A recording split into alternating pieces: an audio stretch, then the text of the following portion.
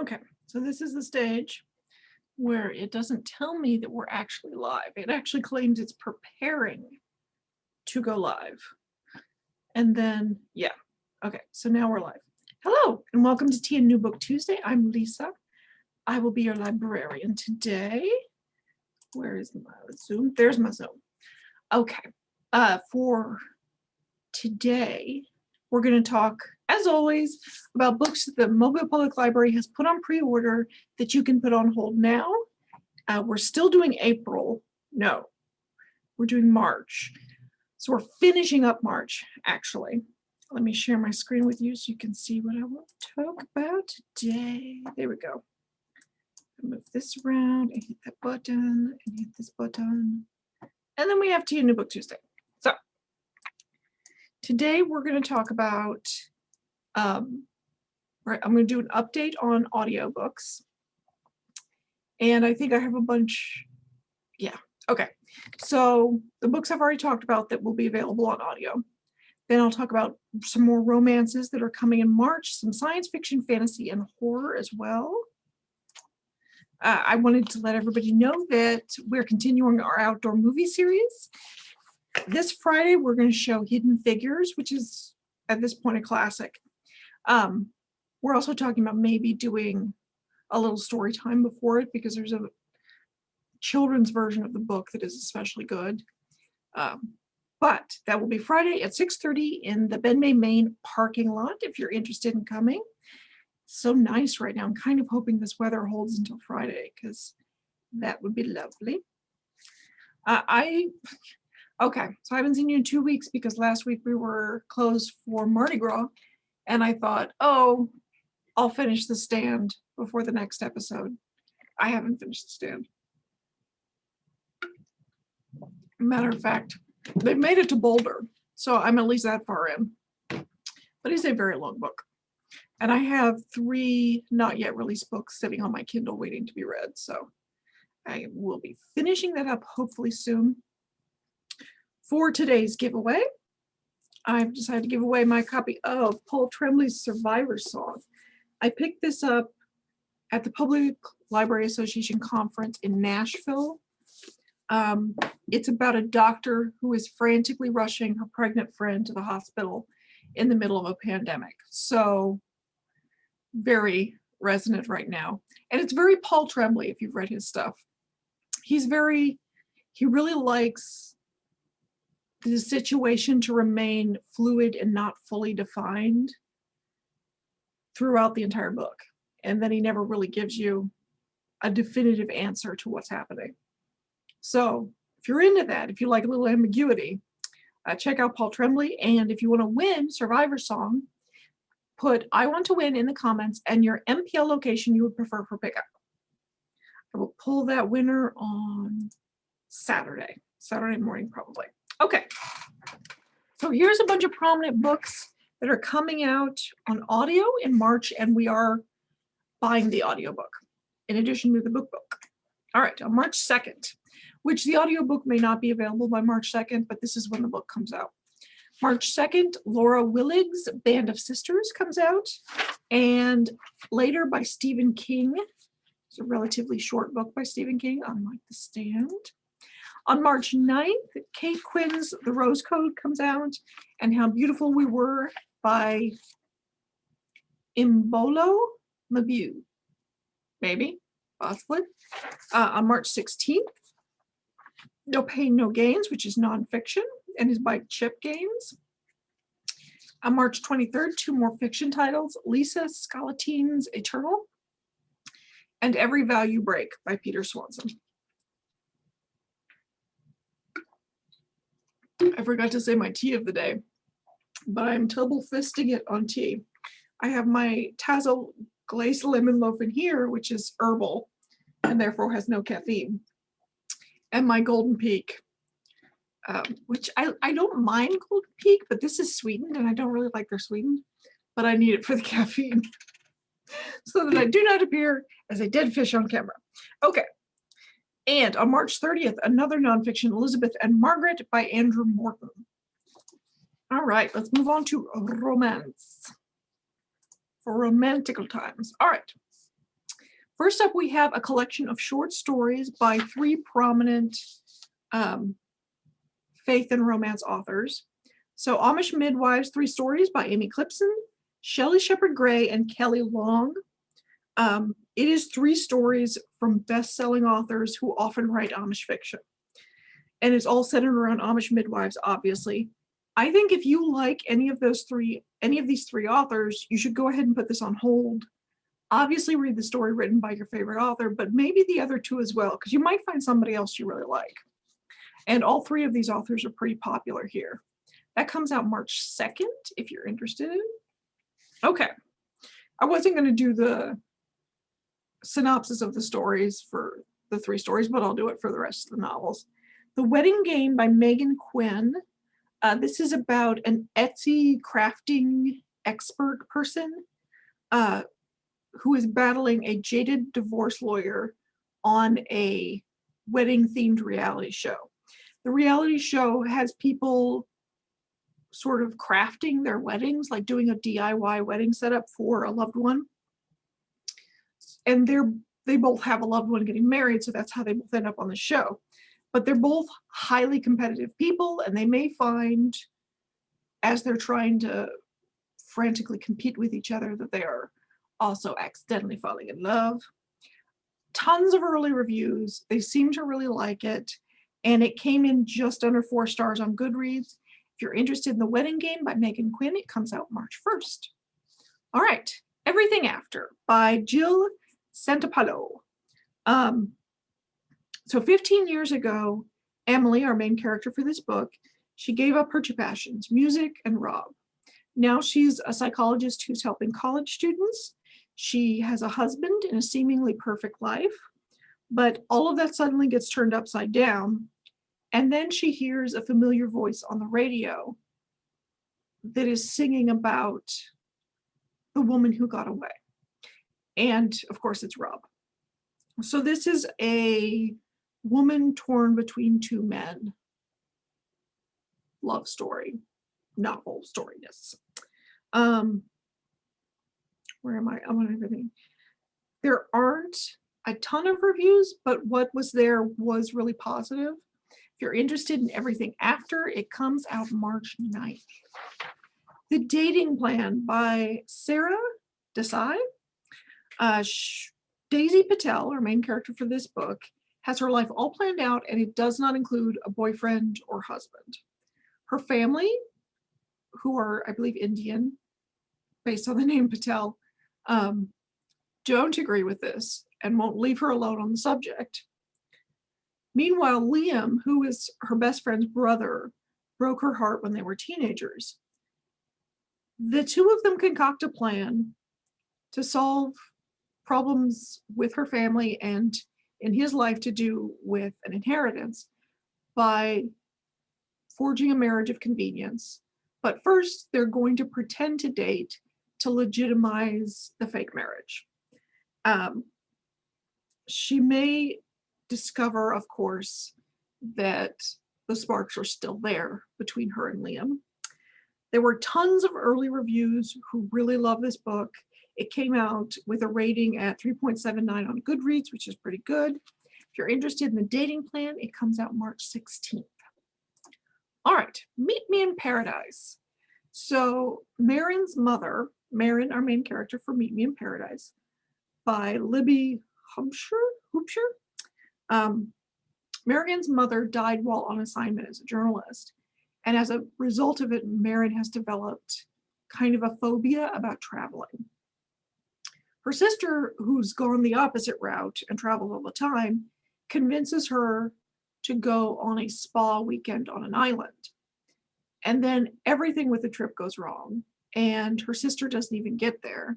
She ends up sitting next to a very handsome stranger and then getting to know him while they're on the island, and she may discover how much life there is if she goes past her comfort zone, which is a very nice theme. The tiny handful of reviews gave it around 4 stars. I think it looks good. It comes out March 23rd. All right, let's move on to science fiction, fantasy, and horror. I think there's at least one of each.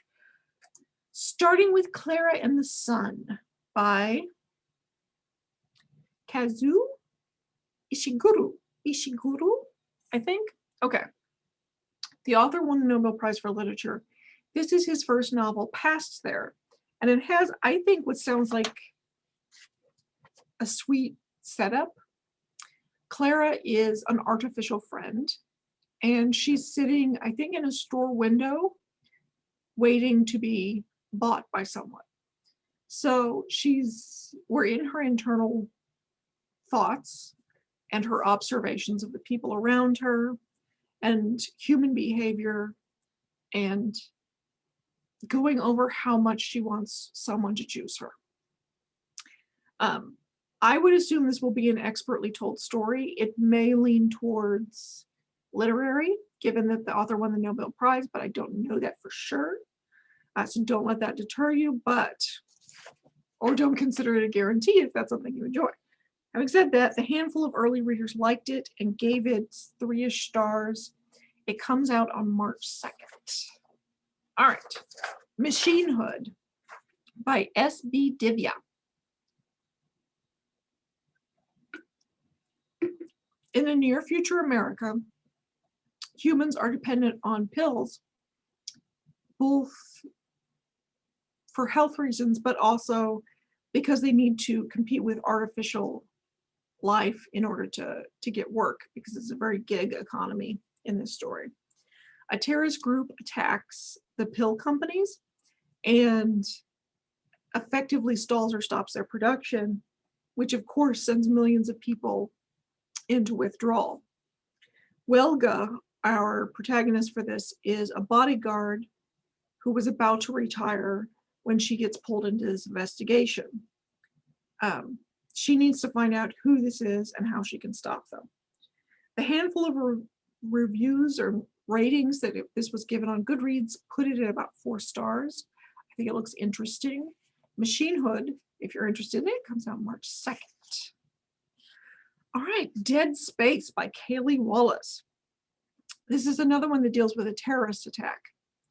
And in this case, the terrorist attack leaves our protagonist, Hester. Her life is completely in a shambles. She's stranded out on an asteroid mining belt. She takes a dead-end job, I think security? Yeah, just because, it's a security job. Because she can't get home and she needs to work.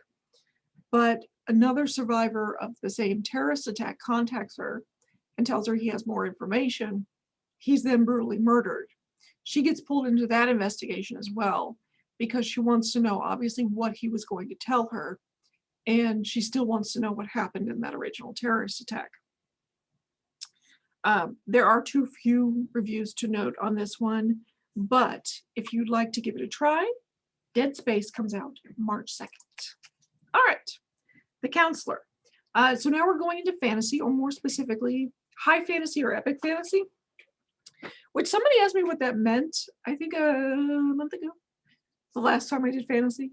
High fantasy, epic fantasy is very Lord of the Rings, Game of Thrones, not exclusively that exact thing, but genuinely, I think that one of the other names that people use is swords and sorcerers. So swords, obviously. There's usually magic, there may be mythical creatures, and there may be other beings in addition to humans, like elves and dwarves and things. But focusing on the counselor specifically, in this story, the queen of the realm dies, and her closest advisor and her closest friend is supposed to name her successor, not the queen's successor. So she's choosing the next monarch, but she suspects that the queen was murdered. So in the middle of doing this, she's trying to investigate who murdered the queen and make sure that person doesn't get in power. It isn't in the description, but there were notes on Goodreads that said that it included LGBT characters, which is very nice to see. This is a brand new author. So, come back. There we go. So if you're interested in trying this out, The Counselor comes out on March 2nd. I have audio on a bunch of these, and I did not get a chance to double check that, so don't rely on that. Yeah, because see, it's on all of them for some reason. I am having a weird morning. Ignore everything but like the picture of the cover. So moving on to The Bone Maker, which is another high/epic fantasy novel. 25 years ago, a group of 5 heroes went to stop a bone maker. And a bone maker in this story is someone who uses bones to create a person or to resurrect a person. In the case of the man that they were stopping, he had used animal bones to build an army. They managed to stop him, but one of them died. Now, 25 years later, the leader of the group still can't live with it and has isolated herself? Yes, herself, and is experimenting with the illegal bone magic, trying to bring back the one who died. A handful of early reviews are giving it right around 4 stars. If you're interested in The Bone Maker, it comes out March 9th. All right, The Second Bell by Gabriella Houston, which I think is our second to last. Yes, okay. In the world of this novel, children can be born with 2 hearts, and they're given a special name called the Stringa. The community expects the mother of that child to take them to the edge of the woods and either leave them there, go rejoin the community and try to forget, so abandoning their infant to die, or to take the child and go into exile.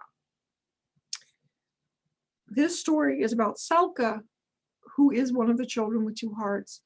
Her mother chose to stay with her, and they live sort of destitute in a remote village. When she faces a life-threatening situation, it's going to test the bonds between her and her mother. What's interesting about this to me, the author is Polish, and this is not from a Polish fairy tale, but obviously she is very knowledgeable about Polish fairy tales. And they said that it has kind of a sensibility of Polish fairy tale to it. Especially interesting for anyone who might have enjoyed The Witcher, which is not the name of that series. That's what the video game is called, and I can't remember the name of the series. But it was in that case, was a Polish author whose original books were in Polish. This author was born in Poland, but I believe is in the UK now. And so far as I know, this was originally written in English. But at any rate, if you're interested in The Second Bell, it comes out March 9th. All right, The Memory Collectors by Kim Neville. This is about a woman named Ev. She can feel the emotions that people leave behind on objects. When it's a strong and overwhelming emotion, she tries to destroy the object. When it's a more mild or neutral one, she sells it in a shop or in a little stall in order to make ends meet. She meets Harriet, who has a similar ability, but Harriet's response to the ability is to obsessively collect the objects. And when you bring them all together, it creates even more overwhelming emotion. And in Harriet's case, it's seeping through the walls of her apartment. So she's got to do something about this collection. Meanwhile, there's another person who has a similar skill, but is using it for much darker purposes. Harriet and Ev are trying to, when they discuss it, they decide that maybe they should try to make a museum for these objects. But before we can even get to that, it looks like they're on a collision course with the person who's using this power for evil. The handful of ratings are putting this one, of early ratings, are putting this one just under 4 stars. If you're interested in The Memory Collectors, it comes out March 16th. All right. If you are interested in Survivor Song, written by Paul Tremblay, put I Want to Win in the comments, plus your MPL location for pickup. On Goodreads, I'm going to add a relatively long post for this week because I took out all the series titles. There were just too many of them. I just didn't have it in me to summarize all of them. But sometime by the end of this week, I'll try to write a little discussion post with their titles and a brief synopsis of what they're about, because several of them are the first in a series. So if you're looking for a series to read that's either romance, science fiction, fantasy, or horror, you might want to check that out. If you haven't yet, consider subscribing to the MPL Pre-Orders newsletter. It includes all of the books I've discussed today and links to them in our catalog. I've also got all of the books we discussed today, and actually all those series books are on the Goodreads page. For my final thought, well, we've discussed all that. Weeks ago, my mother-in-law began reading The Exorcist. She said it was the most evil book she ever read.